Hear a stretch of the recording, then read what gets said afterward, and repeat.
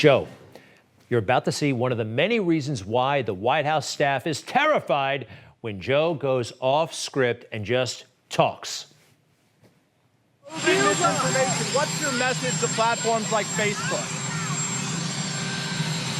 They're killing people. I mean, it really, look, the only pandemic we have is among the unvaccinated. And they're killing people. Wow. I mean, they're killing people? Go easy, Joe. Facebook helped you get elected. And you know what? He says Facebook is killing people. Think about Donald Trump. Hey, he only said the media were the enemy of the people. He never accused them of killing anybody. Well, of course, Joe went too far, and today he had to walk it back. Facebook isn't killing people. These 12 people are out there giving misinformation. Anyone listening to it is getting hurt by it. It's killing people. It's bad information. My hope is that Facebook, instead of taking it personally that somehow I'm saying Facebook is killing people, that they would do something about the misinformation. There goes Facebook again, taking it personally. I mean, after all, Joe did say they're killing people. Again, I think actually it's cozier than it looks between Joe and big tech. But remember this, as far as misinformation, the only people who can put out misinformation are Democrats and the media, especially during an election year. Let's just say there's a vaccine that is approved and even distributed before the election. Would you get it? Well, I think that's going to be an issue for all of us. If and when the vaccine comes, it's not likely to go through all the tests that needs to be and the trials that are needed to be done. When we finally do, God willing, get a vaccine, who's going to take the shot? Who's going to take the shot? You can be the first one to say, sign me up. They now say it's okay. But if Donald Trump tells us that we should take it, I'm not taking it. Well, she did take it under Donald Trump. She did before she became vice president during the transition. That sounds awfully political. All of them. Were they listening to the scientists? Anyway, now they're in power. And now they're being very, very careful with the information. What they label misinformation, disinformation, really basically whatever they say is legit. If anybody else says it, it's misinformation. Modern technology companies have enabled misinformation to poison our information environment with little accountability to their users. From the White House podium, this guy, Barack Obama's Surgeon General, now Joe Biden, formerly his aide during the campaign, talking about how families use social media can fight misinformation. Take a look at this mission statement. It's on a government website right now. We all have to work against misinformation.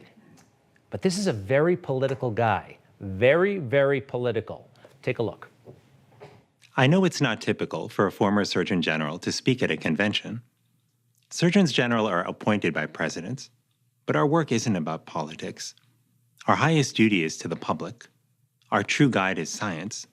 And our job is to speak the truth about public health, even when it's controversial or perceived as political. Perceived as political. It's not really political. I'm just perceiving it as political. There he is at the DNC. And, well, here he is during the campaign, undermining President Trump every step of the way. Now, why was he doing this?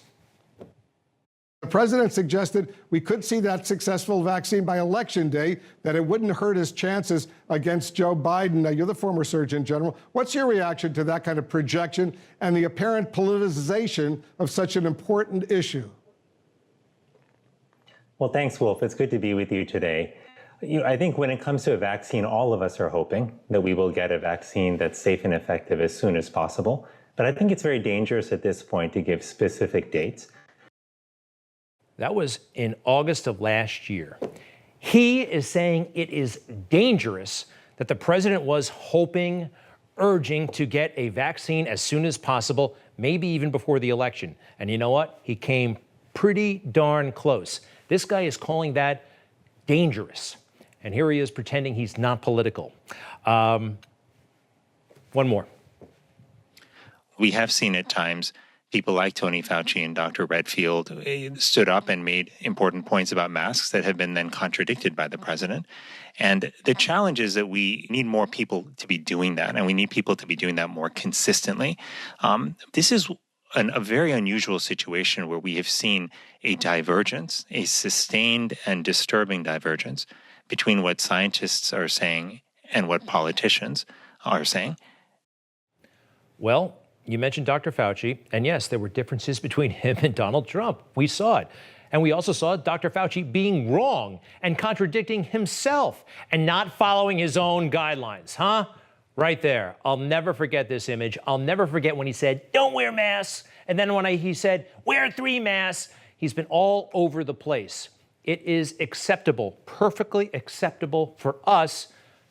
We're adults to talk about this stuff without somebody like him minding our Facebook posts. Because he's wrong a lot. Fauci, yes, but this Surgeon General fellow.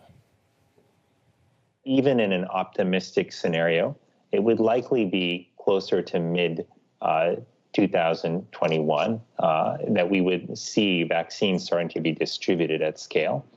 And if we think about how long it would take for that vaccine to actually make it to everyone in the population, we would need to, the question is there a chance we could do this all and vaccinate 70% of the population by the end of 2021? I think it would take the best vaccination campaign that we've ever assembled in the history of the world to do that. Could it be done? Well, there's a first time for everything.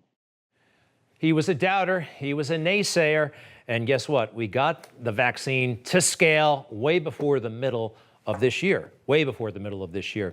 We're adults in this country. We can handle it. We can discuss things. Doctors, scientists often disagree with each other, right? This is America. You can get a second opinion. That's okay. But this man, as political as they come, is urging social media to monitor our posts. They're really doing this, and it's kind of crazy, especially when advice comes down like this, because I think this is debatable. Take a look at this headline, if you would, from the American Academy of Pediatrics. All students older than 2 years and all school staff should wear face masks at school unless medical or developmental conditions prohibit use. These are the latest guidelines from the AAP, CDC, not yet saying it, but who knows? This is debatable. We're going to have a conversation about that, and I'm allowed to raise questions about this on text messaging and on Facebook, and we shouldn't be canceled or monitored or have our followers limited, and that's happened before. Hunter Biden.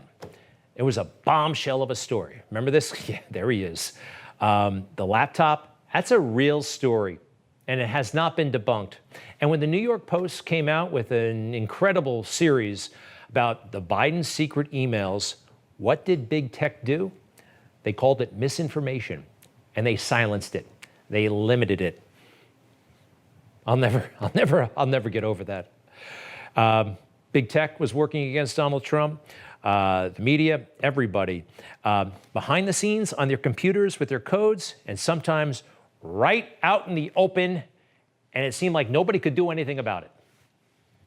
Like a lot of people we know at home, had a drug problem. He's overtaken it. He's fixed it. He's worked on it, and I'm proud of him. But why was he given tens of millions of dollars? But he wasn't given tens of millions of dollars. That is totally discredited. We've already been totally discredited. We've already been through this. I think the American people would rather hear about more substantial subjects. Well, as the moderator, sir, I'm going to make a judgment call here. Gets $3.5 million from the mayor of Moscow. That is not true. That report is totally discredited. Mitt Romney on that committee said it wasn't worth taxpayers' money, that report. It was written for political reasons. I'd like to talk about climate change. So would I.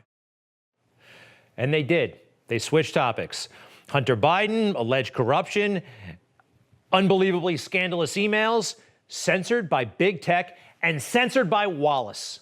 Amazing, amazing. They're not going to censor me. They're trying. They're trying in big ways and small. Are you up for the fight? I am. You just watched Newsmax TV, America's fastest growing cable news channel, now in more than 70 million homes. You can get Newsmax TV on your cable system or check your cable guide. And if your system doesn't carry Newsmax, call them, tell them you want Newsmax TV, because we're real news for real people.